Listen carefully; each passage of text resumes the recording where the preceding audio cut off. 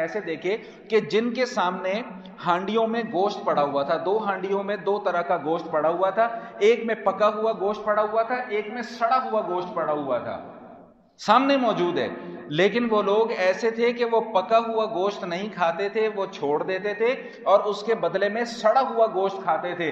حضور علیہ الصلوۃ والسلام نے پوچھا جبریل امین علیہ الصلوۃ والسلام سے کہ جبریل یہ کیا ماجرا ہے؟ فرمایا کہ یہ آپ کی امت کے وہ لوگ ہیں کہ جن مردوں کے پاس حلال بیویاں موجود ہیں، لیکن وہ حلال بیوی کو چھوڑ کر حرام کاری میں رات بسر کرتا ہے، اور بالکل اسی طرح وہ عورتیں کہ جن کے پاس حلال مرد موجود ہیں لیکن وہ اپنے مرد کو چھوڑ کر، اپنے شوہر کو چھوڑ کر دوسروں کے گھروں میں جا کر رات بسر کرتی ہے، ان کے ساتھ منہ ماری کرتی ہے۔ فرمایا کہ یہ آپ کی امت کے وہ لوگ ہیں۔ تمثیل سمجھائی کہ حلال گوشت سے مراد نکاح ہے اور حرام سڑے ہوئے گوشت سے مراد زناکاری ہے، کہ لوگ نکاح کو چھوڑ کر بدکاری کی طرف چل رہے ہیں۔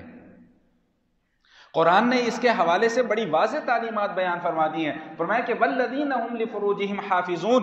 اب کامیابی پانے والے کون لوگ ہیں؟ فرمایا کامیابی پانے والے وہ لوگ ہیں جو اپنی شرمگاہوں کی حفاظت کرتے ہیں۔ یا اللہ شرمگاہ کی حفاظت کرنے کا مطلب کیا ہے؟ فرمایا کہ شرمگاہ کی حفاظت کرنے کا مطلب یہ ہے کہ شرمگاہ کے جو بشری تقاضے ہیں ان کو ناجائز جگہوں پر پورا نہیں کرتے، حلال جگہ پر پورا کرتے ہیں۔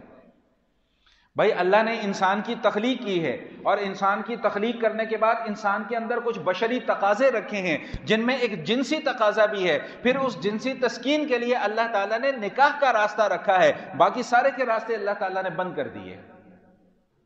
تو نکاح کا راستہ چھوڑ کر دوسرے راستوں کو اختیار کرنے والوں کی تمثیل یہ بیان فرمائی گئی کہ وہ بالکل ایسے ہی ہیں کہ جیسے کہ وہ حلال گوشت کو چھوڑ کر، پکے ہوئے بھنے ہوئے گوشت کو چھوڑ کر سڑا ہوا گوشت کھا رہے ہیں، گندا گوشت کھا رہے ہیں، غلیظ کھانا کھا رہے ہیں۔ فرمایا کہ بالکل نکاح کو چھوڑ کر حرام کاری کی طرف جانے والوں کی بالکل یہی مثال ہے۔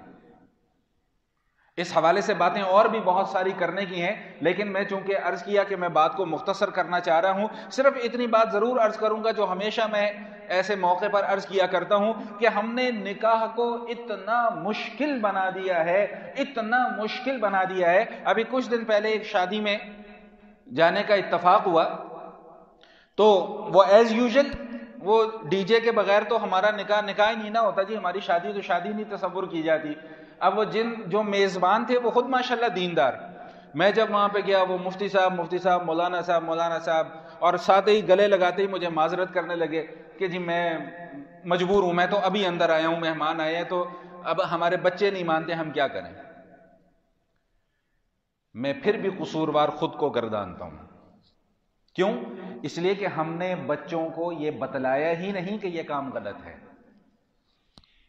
اگر میں نے اپنے بچوں کو یہ بتلایا ہو، یہ سکھلایا ہو کہ بھائی یہ کام غلط ہے، بار بار بتلایا ہو، بار بار سکھلایا ہو، بار بار سمجھایا ہو کہ بھائی یہ کام غلط ہے، یہ کام غلط ہے، یہ کام غلط ہے، اور کب سے سمجھانا شروع کیا ہو؟